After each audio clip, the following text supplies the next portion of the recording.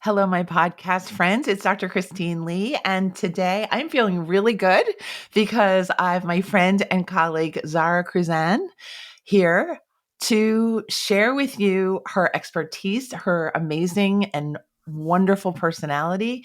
And I think the audience and I are going to learn a lot from you today. Zahra, welcome to the show. Oh, thank you so much for having me. It's so good to see you. It's been too long. It's been too long. We had a lot of catch up talk, and we actually are sipping from the same mug here that we Yeah. got at the conference that we met way back when, before the pandemic. And it's good to hear that Zahra's doing well. Zahra is a brand strategist and the CEO and founder of Brand Author, which is a company based in Texas. Can you tell us a little bit more about you, your work, and the business that you run? We are a branding firm. And basically, what that means is that we take that area, separate from all the marketing and the sales, and we really focus on creating that brand infrastructure. And so that we can create that foundation that then goes into the marketing and sales and everything that we talk about. So that's our jam. We love creating really strong foundations for brands, helping CEOs and visionaries to articulate all that genius that's in their brain and putting it into a tangible, living, breathing, working business where you can create buy-in. So we're really excited about that. Okay, lovely. Can you describe or explain how did you end up in this line of work and being the specialist of brands? Yes. So how much time do you have? We have a lot of time, so go ahead. It's a windy road. So I actually didn't go to school for branding. I went to school for biology. I was a pre-med major. And, my senior year, I decided that was not the path for me. It was not something I was going to do. And at the time, I was working at an insurance company, and I continued working there, and I started working in the marketing department and sales. So I did marketing and sales, for over a decade. And my husband, who's a chef, uh, he graduated from culinary school. We moved to London for his externship. We came back, and he said, "You know what? That was a completely inspiring." Uh, Opportunity for him, and he said, "Hey, let's open a restaurant. You know marketing, I know chefing, and so let's do this thing." And so we did, and we had a restaurant for 5 years. And during that time is when I first noticed one of the big disparities between how the Fortune 500 companies that I work for handled branding and marketing, and how me and my startup crews handled branding and marketing. And even with a corporate background, there is a difference. And I think the thing is that there isn't a real solid understanding of brand, even amongst marketers. It is this elusive thing. And so if you don't have an agency of record who's, got a whole team working on that for you all the time, it can be that thing that just kind of gets forgotten and it gets skipped over and it rushes to marketing and sales. And so then I surprisingly got pregnant with my son, who I talk about all the time. Uh, and we made a choice at that time. We said, you know what, this restaurant life is brutal. We're not going to keep putting in 80 hours a week. And so my husband went back to corporate, and I was a stay at home mom. And I started working in my field doing copywriting. And I got a request to ghostwrite a book. And so that started me down a path of ghostwriting. Well, the books that I wrote were for personal brands and brands and companies that were telling their story, like how company X did this or that, the story of. And so as I'm doing these hours of interviewing and writing these books and listening to how these brand leaders and visionaries worked and functioned, things just started to kind of very slowly, because I'm not that bright, click. And I said, you know what? This is it. Like, these light bulbs started going off. And I said, this is the framework. This is, there is a framework here that a lot of small to medium sized businesses are missing. And it kind of just keeps them stuck. And so immediately I do what my scientist training did, taught me to do. And I made my, my hypothesis and my experiment and I went out to all my friends who owned restaurants and things like that. And I said, hey, can I try this? Can I try this on you? Will you let me, will you be my guinea pigs? And they did. And so, I started doing it for friends and just kind of freelancing on the side. And we saw that it did work and it had tremendous results. And so I, I eventually just started bringing my crew together and finding great people to join the team, and Brand Author the agency was born. And so that is my very convoluted, windy path to branding. Okay, great. And what do you love about it? Why does it light you up to be able to help people and companies to find their core story? What's crazy is when I started, the intention was to help the world fall in love with these brands, these impact driven brands. And we specialize in a lot of companies that are really focused on sustainability and making positive impact, that have give back, sectors. And so we just thought, man, if more people knew about these awesome, amazing, intentional brands, the world would just be a better place. Like, this is what business is all about. But what I found that was even more touching, I think, is how these CEOs fell back in love with their own brands. And I don't know how many people out there listening can identify with that CEO burnout, where you started out loving what you did and who you did it for and how you did it. And then just slowly it kind of gets eaten away. And all of a sudden you kind of have this, the world versus me, the customers versus me, my employees versus me. And, just slowly you kind of lose that passion, that love for what you do. And it's just a sign that something's out of alignment. It's, your brand and your vision are just out of sync. And if we can help, reconnect and bring alignment there, as a CEO, you're able to just fall back in love with what you do and do it with a sense of purpose and intentionality. And I think that's the thing, that the secret little gem that ended up being just more impactful than anything else.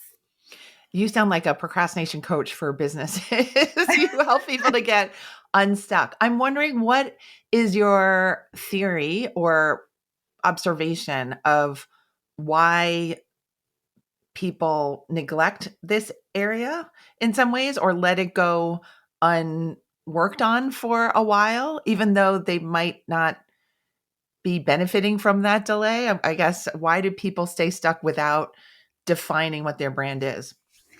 Yeah, so I think it's actually kind of a lack of awareness and a lack of clarity on what branding is. So I think most people, and brand is one of the most overused words in the world. Like, it's crazy. Everything is a brand, no matter what you do in business, you somehow offer brand services. And so it's really a hard thing to kind of grasp. And there's also a lot of woo that's kind of attached to it. And so a lot of people who are in business and CEOs, they're very practical, pragmatic people. And so when you look at, brand versus marketing versus sales, the things that they gravitate to are the numbers, are the ROIs, are the money makers. And so branding is kind of this creative process to them. And it's not something that they think they're good at. It's not something they think is that important. It's not something that they can see, a tomorrow ROI from. And so, it doesn't really seem to hold as much value. And I say that because the clients that we do get oftentimes are ones that have run successful marketing and then hit a plateau. They're ready to scale and they can't break the barrier. And so they know, like, we're doing the right things in marketing, we're doing the right things in sales, and yet we're stuck. And so then they have to go back and rework the problem. And then sitting there in shining lights with spotlights is your brand. You've got to go back and look at the brand, because ultimately your marketing is only as good as your brand. And your brand is what builds that asset over time.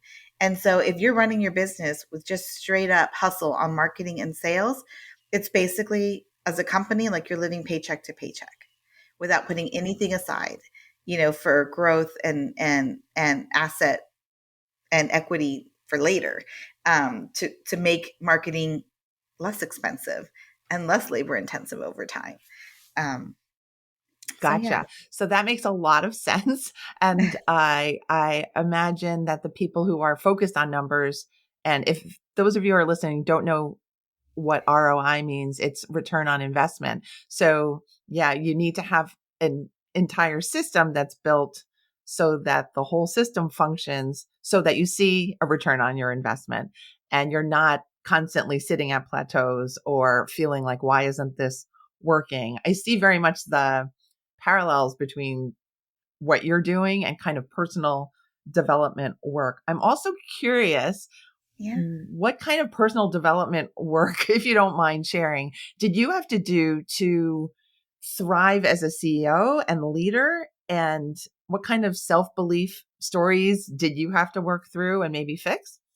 Oh, wow. Well, this answer might be even longer than the first about how I got into business. I'll try and keep it short. Gosh, so much. I think that probably, we were just talking about this before we started recording. Entrepreneurship and parenting are probably the two things in life that will force you to grow, because there's just no other way. There really isn't. Um, and so I think for me, there were a lot of things, and I think that first of all, I had to learn how to separate fact from story, which I know sounds probably a little bit crazy, but we've all heard that fear is false evidence against reality, but it's amazing how often we do it. It's amazing how often we take a fear of something happening, and in our mind, it becomes a certainty. And it's a possibility, but there's also a thousand other outcomes that are possibilities as well. And one of the things that, we went through the James Wedmore program. And one of the things that taught me really was, and I was on this call with him, which you may recall. And I remember I was just throwing at him thing after thing. I don't have a list. I don't have money for an ads campaign. I don't have time. I have 3 weeks, and I'm just giving, this frustration point of, and he's like, well, so then if you don't have anything, then why even bother trying? And that just kind of stopped me and made me think about it. He says, okay, so now that you're done, what do you have? what do you have in your tool belt?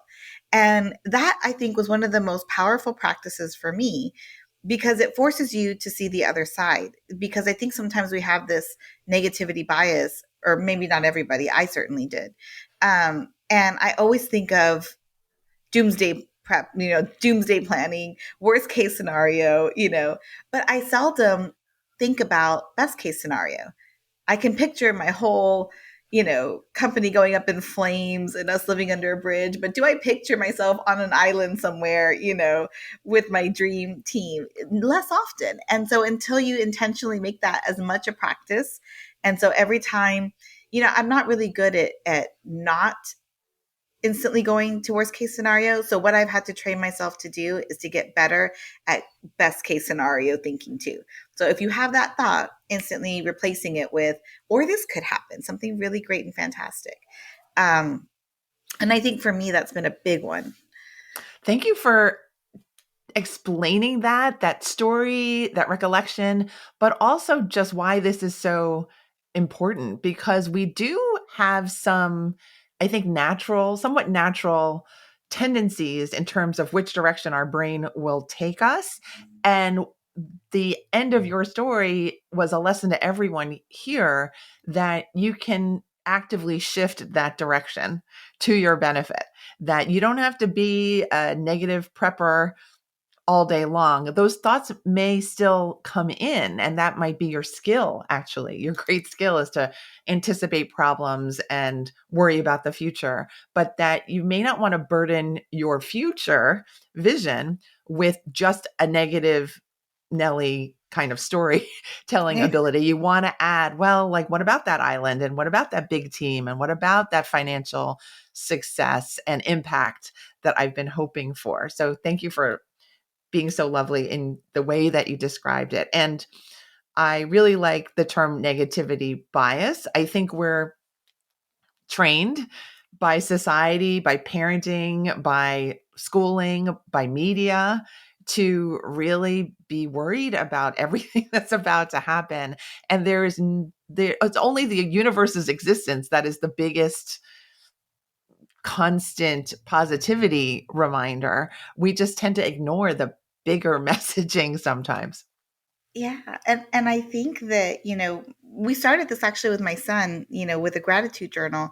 And so he's 7, so sometimes it's words and sometimes it's pictures, and it just kind of depends on what he's up for that day. But it just kind of reminds us all to think of all the good. When I feel myself going through that entrepreneur, I just made a big decision, holy smokes, what if it doesn't, you just kind of, you just stop yourself and say, but what if it does? And you just start to recall evidence of wins that you've had. Like, remember that time that, we did this and we pulled through it. Remember that time we didn't think this was going to happen and then we made it happen. And you just kind of start to remember, and I call them evidence anchors, just going back to your own history and thinking of wins that you have, things that you've done, accomplishments that you've made, things that remind you that you're fully capable and the universe wants you to have it. It's not against you. There's no one out there with your face and a target, on it. And it just kind of reminds, you to do that. And I think for me, it's having those emotions and those flood of emotions that come with fear and anxiety, and then just stopping it, just saying, okay, whoa, it's spiraling, and just starting to battle it with the positive and the evidence and, the what if it works out fantastic. And sometimes it's just taking a moment, taking a breath, and intentionally making yourself do it that kind of gets you over the hump. Great.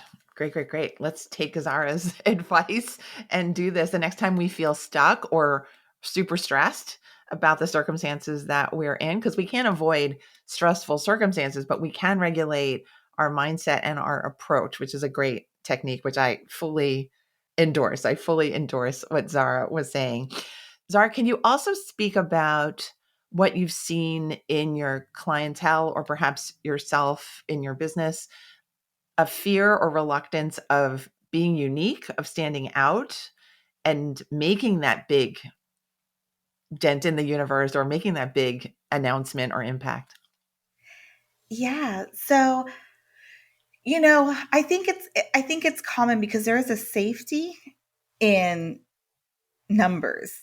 And so when you start to kind of step out onto that ledge, you put yourself in a very vulnerable situation. And as entrepreneurs, we live in a very vulnerable existence, right? It's all on us. It's, there's a lot of um, pressure there sometimes. And the thing that I see most often is the difference maker is when you make it about the mission. Like when you're aligned, when your vision is aligned with your brand, it's not about you anymore. It's about the movement. It's about what the world needs from you. And you're playing a role in the greater good. And that role happens to be leader. And so that means you got to be the one to step out and lead. But I think that where I see some of the CEOs that we work with that have had the most tremendous impact and that just are able to create these stunning brands are the ones that understand the difference between control and leadership. And that is, you can't control the outcome. You can't control how it's going to be received, but they consistently lead and they're not worried about the control. They're not worried about what people are going to think about them. And I think that that is a huge difference maker. Um, Someone said that to me once, even, and I remember that helped me with my speaking engagements because I used to be terrible. I still am not the most comfortable or eloquent speaker, interviewee, what interviewer even. It's not the talent God gave me, but I used to get terrible stage fright. I mean, like cold sweats, stage fright, just awful. And I wouldn't do any recorded videos, and I was so in my head about it. And then somebody just said, It's not about you, hun. It's about the message that someone needs. And if you can just focus on that, then nobody cares about your hair. Nobody cares about the tone of your voice or how many crutch phrases you use or, what you look like on camera. It's just, just being of service. And if you can focus on that piece and you're in alignment and you feel confident about what you're doing and you make that the focus, it helps you from focusing on the insecurities or the imposter syndrome or anything you might be having going on inside of you. Beautiful. You have a way with words. So I am going to counter your self-statement that you are not God blessed with speaking ability. I think you have a beautiful way of communicating and being yourself at the same time and educating us all. So thank you for these beautiful lessons about the importance of branding, but also the importance of really taking the time to investigate what is your core story and reason for doing what you're doing, whether you're a company or an individual, I think. And also knowing that the negativity can be balanced with just a few new thoughts and with a little bit of an elevation of your belief in what you're doing. Oftentimes that helps too. So thank you for being a visionary leader and for teaching us today. Is there anything else that you would want to teach or describe or share today with the audience? Oh gosh, that's a really good question. I think just keep at it. Wherever you are, whatever you've got going on, if you've been called to leadership, if you have a heart's desire to start a movement, be a part of a movement, lead a movement, do something, don't stop. Even if it's just a tiny step, just take that step in faith and know that you were called to do it for a reason. Yep. Go for that. All right. How do our listeners get in touch with you and or work with you? Okay, so you can reach us at brandauthor.com.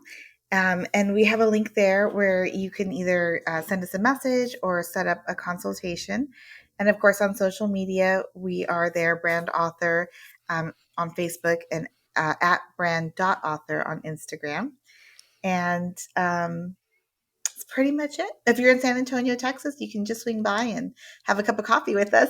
We do that all the time. So, and we make good coffee. So you're welcome to come by anytime.